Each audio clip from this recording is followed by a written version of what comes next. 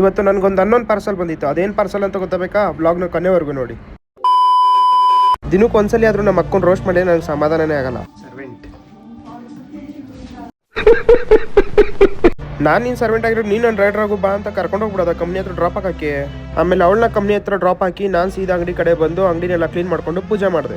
ಬೆಳಿಗ್ಗೆ ನಾಷ್ಟಕ್ಕೆ ಉಪ್ಪಿಟ್ಟು ಅಂತ ಗೊತ್ತಾದಾಗ ನನಗೆ ಶಾಯರಿ ನೆನಪಾಗೋಯ್ತು.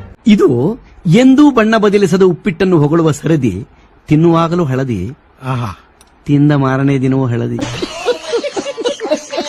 ಆಮೇಲೆ ನಮ್ಮ ಬ್ರೋ ಮತ್ತೆ ನಮ್ಮ ಹೀರೋ ಬಂದ್ರು. ಅಷ್ಟರಲ್ಲಿ ನನಗೊಂದು ಪಾರ್ಸಲ್ ಇದೆ ಅಂತ ಕಾಲ್ ಬಂತು. ನಾನಂತೂ ಯಾವುದು ಪಾರ್ಸಲ್ ಬುಕ್ ಮಾಡಿಲ್ಲ, ಯಾವುದೋ ಪಾರ್ಸಲ್ ಬಂದೈತಂತ ಇಸ್ಕೊಂಡು ಏನೋ ಸರಿ ಅಂತ ಇಸ್ಕೊಂಡೋಗಿ ಮೇಲ್ಗಡೆ ಓಪನ್ ಮಾಡಿ ನೋಡಿದ್ರೆ ನಮ್ಮ ಬ್ರೋ ಏನು ಹೇಳಿದ್ರು ಗೊತ್ತಾ? ದುಡ್ಡು ಗಿಡ್ಡಾರ ಹಾಕಿ ಕಳಿಸ್ಬೇಕು ತಾನೇ ನನ್ನ ಮಕ್ಕಳು.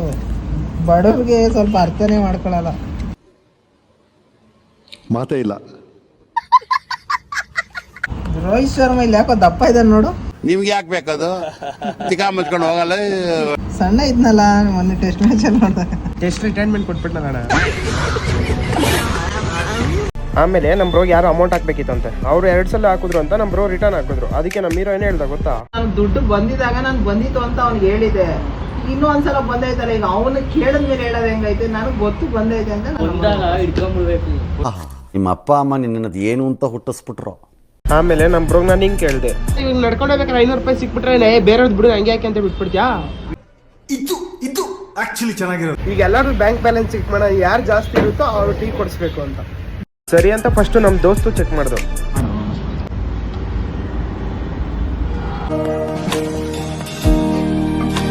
ಈಗ ನಮ್ಮ ಹೀರೋದು. ನನಗಂತೂ ಈ ಜೀವನವೇ ಬೇಸರವಾಗಿ ಹೋಗ್ಬಿಟ್ಟಿದೆ. ನಮ್ಮ ಹೀರೋದಾದ್ಮೇಲೆ ನೆಕ್ಸ್ಟ್ ನಮ್ಮ ಬ್ರೋದು. ನಮ್ಮ ಹತ್ರ ಇಷ್ಟೇ ದುಡ್ಡು. ಫೈನಲಿ ನಂದು. ಇದರಲ್ಲಿ ಒಂದು 6-7 ಸಾವಿರ ಇರುತ್ತೆ. ಇಲ್ಲ ಇಲ್ದೇ ಇರೋದನ್ನ ಇರುವೆ ಬಿಟ್ಕೊಂಡ್ರು ಅಂತಾರಲ್ಲ, ಅದು ಅಂದ್ರೆ ಇದೆ ಅನ್ಸುತ್ತೆ. ನಂದಿರೋದ್ರಷ್ಟಕ್ಕೆ ಈಗ ನಾನೇ ಪಾರ್ಟಿ ಕೊಡಿಸ್ಬೇಕು. ಆಮೇಲೆ ಹೋಗಿ ಎಲ್ಲರೂ ಕಾಫಿ ಕುಡ್ಕೊಂಡು ಇವತ್ತಿನ ಬ್ಲಾಗ್ ಇಲ್ಲಿಗೆ ಎಂಡ್ ಮಾಡ್ತಾ ಇದೀನಿ. ಇವತ್ತಿಗೆ ಇಷ್ಟೇ, ಸಿಗುವ ನಾಳೆ.